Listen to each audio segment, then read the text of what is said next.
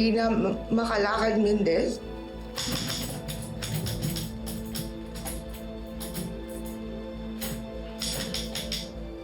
Pilar. Walang hiya ka! Para sa asawa ko yan! Tama na, Miss Michi! Ang tama na po yan. Pare! Ay, tama na! Pare, tama na! De, sagutin mo ako. Sagutin mo ako! Umarap ka sa akin! Sinong nag-uutos sa'yo para guluhin mo yung panmit ng Yumi? Ha? Sino?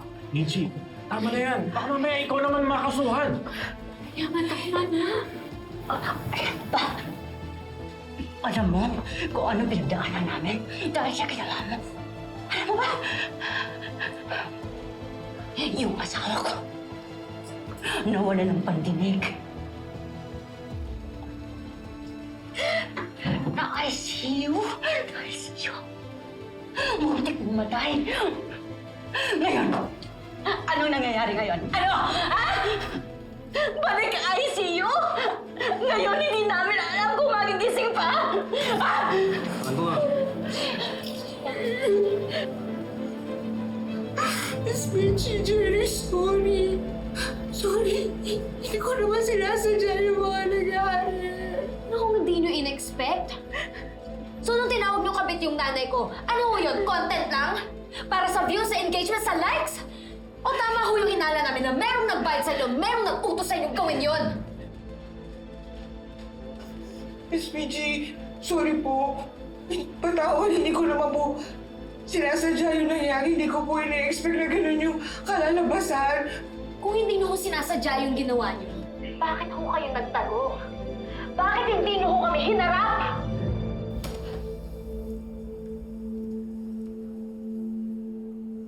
Why is Jenny even there? Hindi ko alam to, Miss Monica. Ang paalam lang sa akin ni Jenny, pupunta siya kay Mang Perry sa ospital. Well, get her out of there. Hindi siya dapat ma-involve sa gulong yan. It's bad for Yumi. Bad for Yumi? Seriously, Ma? She shouldn't get involved? Tatay niya ang biktima niyang babaeng yan. Na just in case you forgot, nag-aagaw buhay ngayon sa ICU. Ma, please. Huwag puro business. Tao rin si Jenny. Before siya naging Yumi, naging anak din siya ni Mang Perry. You know, not everything needs a PR strategy.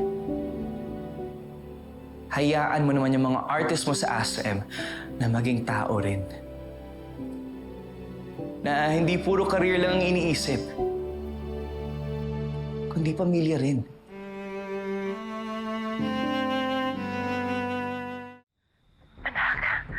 Stop crying, please. Ma'am, hindi ko po mapigilan. Please, you have to do something. Yeah. Yeah, I'm handling it, anak. Are you? Ano ba yung nangyayari ngayon sa police station? Kaharap na ni Jenny at ni Ali Minchi yung Karina. Ma'am, nagkakagulo na. If she tells them the truth, you're done. At hindi lang ikaw. Pati ako, Ma'am. Lalo na ako. People are gonna cancel me. Anak, nagpadala na ako ng abogado. Hey, let's fix this, okay? Magpahinga ka na. And leave everything to me.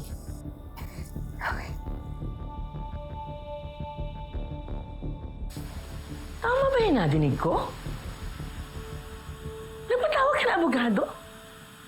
Are you out of your mind? No, Mama. Hindi naman nila mako-connect sa akin yung abogado.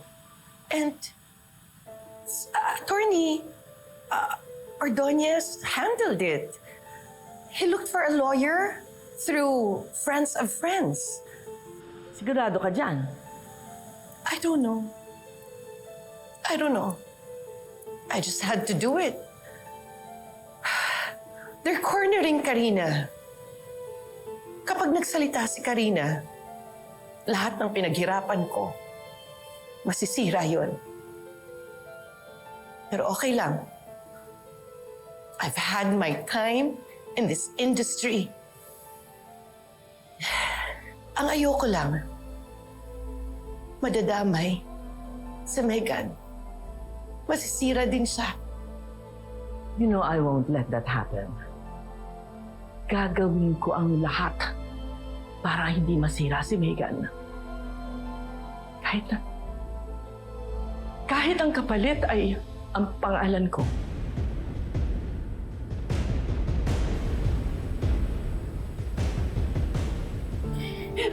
Gusto kong malaman mo.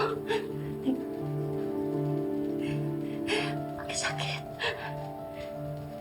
Nakakakalit. Ginamit niyo yung anak ko. Ginamit niyo ako. Ang pinakamasakit. Si Perry, dinamay niyo. Sinira niyo ang buhay ng asawa ko. Masaya ka? Masaya ka? Ha? Ako pwedeng matanggalan ng asawa. Yung anak ko pwedeng matanggalan, mawalan ng ama. Masaya kayo?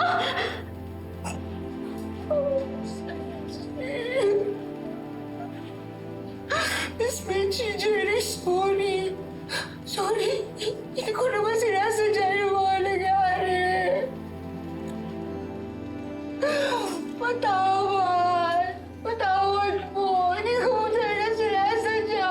Sorry. Sorry po talaga. Sorry. Hindi mo ginusto. Pero dahil nautusan ka, ginawa mo.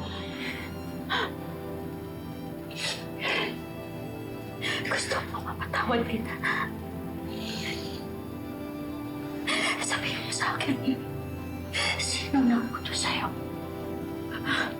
Sino? Karina. Sino? Miss Mendez, I advise you not to answer that. Sino ka? Attorney Edsel Torres. Counsel Miss Karina Mendez. Pinapunta ako ng kapatid niya. From this point forward, my client will no longer be answering any of your questions. She's not obliged to answer any of your questions. Asikusuhin ko ang piyansa mo first thing in the morning. Para makalabas ka habang pinaghahandaan lahat ng mga kaso laban sa'yo. Ano yan? Bailable po ang mga kasong alarms and scandal and reckless imprudence resulting in serious physical injuries. Bailable? Officer, if I may. Sige, sir. Ang tao, escorta mo sila. Yes, ma'am.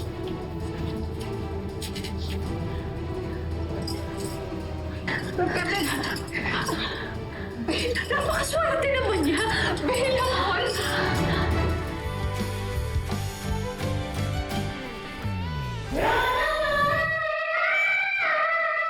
Ayoko nang magsinungaling sa isa ko pang apo. Did you ever look at your face in the mirror and wonder, bakit hindi mo kamukha si Perry? Ha? Pag nalaman ito ni Jenny, sasama yung loob niya sa atin.